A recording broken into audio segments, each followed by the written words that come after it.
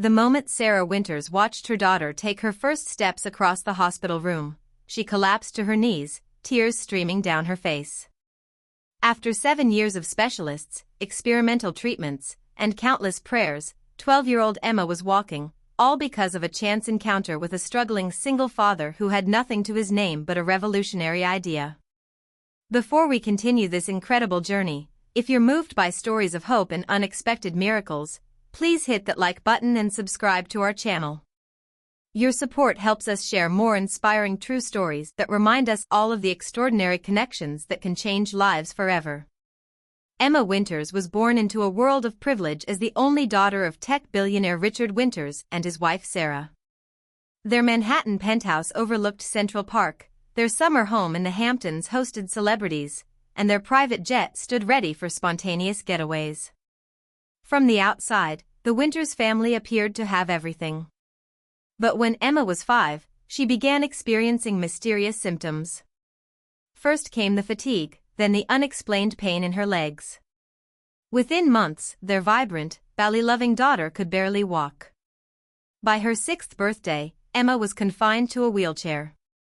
I remember sitting in the doctor's office when they told us they couldn't find a diagnosis, Sarah recalled, her voice breaking. Richard offered to double the doctor's salary if he could fix our daughter. That was the first time I realized that some problems couldn't be solved with money. Richard threw his considerable resources into finding a cure. He established a medical research foundation, flew in specialists from around the world, and even purchased a biotech company focused on neuromuscular disorders. But as the years passed with no progress, the strain began to fracture their marriage. I became obsessed, Richard admitted, his usual confidence absent as he spoke. I thought if I just worked harder, spent more money, found the right doctor. I missed so many moments with Emma because I was always chasing the next potential treatment. While Richard pursued medical breakthroughs, Sarah devoted herself to giving Emma as normal a childhood as possible. They adapted their homes for wheelchair accessibility, hired specialized tutors, and Sarah learned everything she could about adaptive sports and activities. Emma developed a passion for painting, her canvases filled with images of children running through fields and dancing under stars, activities she could only dream about. By Emma's 12th birthday, the Winters had consulted with 43 specialists across 4 continents. Their marriage was hanging by a thread, with Richard spending most nights at his office and Sarah feeling increasingly alone in her role as Emma's primary caregiver. I remember Emma asking me on her birthday if she would ever walk again, Sarah said. I had always been honest with her, but that day, I couldn't bring myself to say what all the doctors had told us, that she likely never would. Instead, I told her we would never stop hoping for a miracle. That miracle came from the most unexpected place. Marcus Chen was a former biomedical engineer who had left his promising career when his wife died during childbirth, leaving him to raise their son alone. For 5 years, he had worked odd jobs while tinkering with an idea in his garage, a revolutionary neuromuscular stimulation device inspired by his late wife's work in physical therapy. After Lily died, I couldn't bear to continue our research without her, Marcus explained. But when my son asked me why I had stopped trying to help people like his mom had, something broke open inside me. Marcus lived in a modest apartment in Queens, working as a delivery driver by day and developing his prototype by night while his son slept. He had applied for dozens of research grants but was rejected every time without the credentials of a research institution behind him. The chance encounter that would change everything happened on a rainy Tuesday afternoon in Central Park. Sarah had taken Emma to feed the ducks at the pond, one of the simple pleasures that still brought her daughter joy. As they were leaving, Emma's specialized wheelchair hit a pothole, sending her art supplies scattering across the wet pavement. Marcus, who was walking through the park with his son after a delivery in the area, immediately rushed to help. As he gathered Emma's paintbrushes, his son struck up a conversation with Emma about her artwork. I remember being struck by how easily they connected, Sarah said. There was no awkwardness, no pity in the way Marcus or his son spoke to Emma. They just saw her, not her wheelchair. When Marcus mentioned his background in biomedical engineering, Sarah felt a familiar flicker of hope that she quickly tried to extinguish. They had been down this road too many times before. But something about Marcus's humble confidence made her invite him for coffee. "I wasn't looking for another medical opinion," Sarah admitted. "I think I was just desperate for adult conversation with someone who didn't look at my daughter with sadness." Over coffee, while the children continued to chat about art, Marcus hesitantly shared his project with Sarah. Unlike the complex genetic therapies Richard had been pursuing, Marcus's approach was mechanical, a lightweight exoskeleton combined with targeted neural stimulation that could potentially retrain dormant neural pathways. "I remember thinking it sounded too simple," Sarah said. "After years of cutting-edge research costing millions, how could this single dad working from his garage have stumbled onto something all those specialists had missed?" But desperation made her willing to listen. When Marcus showed her videos of his early prototypes helping lab rats with severed spinal cords regain limited mobility, Sarah felt that dangerous spark of hope ignite again. "I didn't tell Richard at first," she confessed. "We had tried so many treatments, and each failure had driven us further apart. I couldn't bear to see the disappointment in his eyes again if this didn't work." Instead, Sarah began meeting Marcus secretly, bringing Emma to his small workshop after school. Marcus took meticulous measurements and adapted his prototype for Emma's specific condition.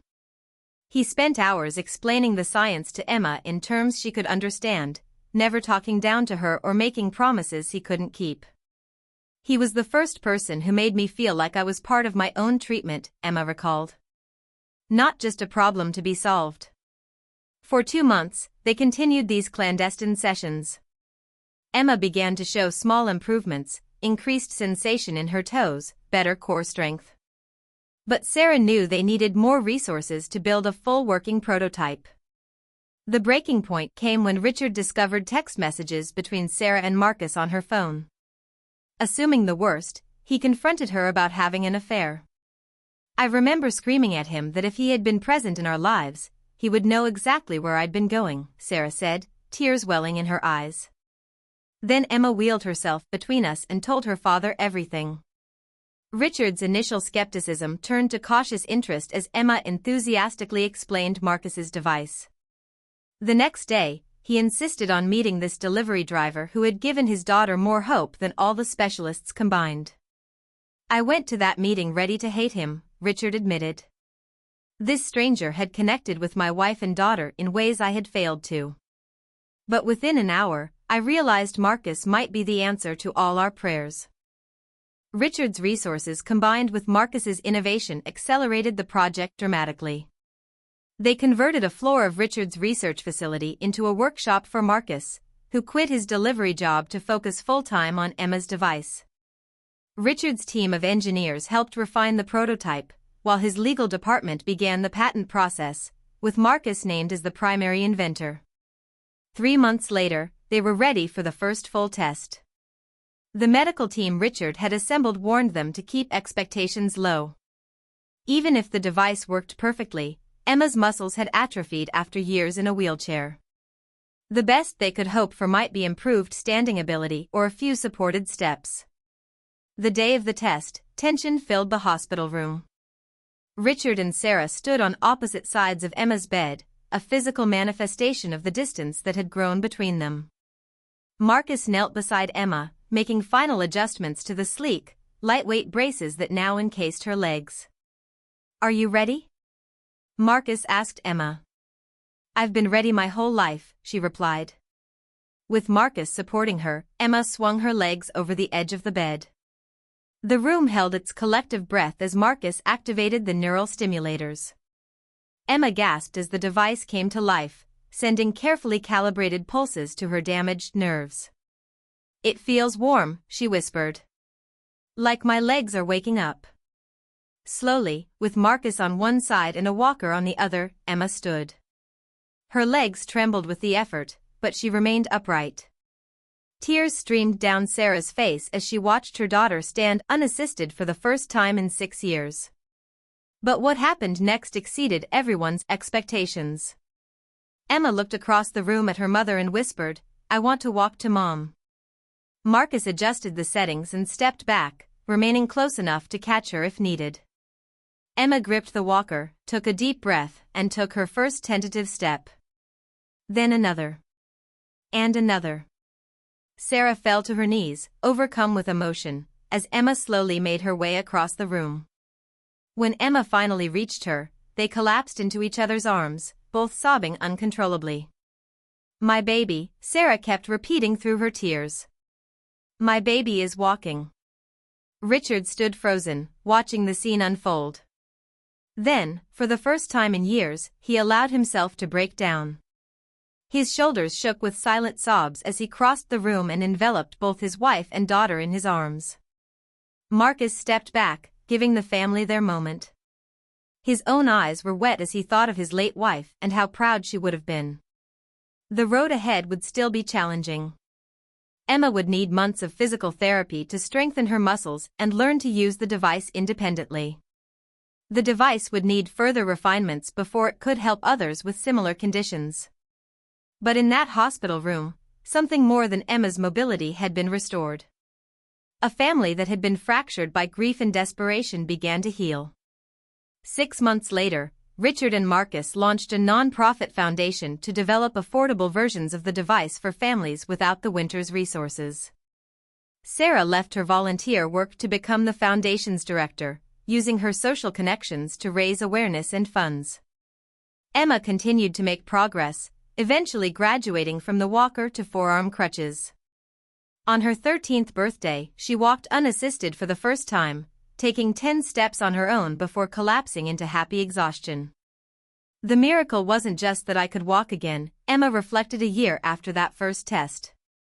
The real miracle was finding Marcus and his son. They helped our family learn how to walk together again too. Richard and Sarah renewed their wedding vows on their 15th anniversary, with Emma walking down the aisle ahead of her mother. Marcus stood as Richard's best man, their unlikely friendship having grown as strong as their business partnership. "Money can build hospitals and fund research," Richard said during his vows. "But it can't create the kind of determination and heart that Marcus showed us." He reminded me that sometimes the most valuable things come from the most unexpected places. Today, the Winterston Foundation has helped over 300 children with mobility impairments. Marcus's device, now called the Phoenix Harness, continues to evolve with each new patient. His son and Emma have become inseparable friends, often volunteering together at foundation events. "I used to think my purpose was making money," Richard reflected. "Now I know it's using that money to help people like Marcus change the world." As for Marcus, he remains humble about his achievement. "I was just a dad trying to make good on a promise to my wife," he said. "I never expected to help heal a family along with their daughter." Sarah perhaps summed it up best: "We had everything money could buy, but we were broken." Marcus had almost nothing, but he was whole in all the ways that mattered. He taught us that sometimes the person with the least to give materially has the most to offer spiritually. If this story touched your heart, please remember to like this video and subscribe to our channel. Your support helps us continue sharing these remarkable true stories that remind us all that miracles don't always come from where we expect them. Sometimes they come from a single dad with a dream and the courage to share it with a stranger in the park.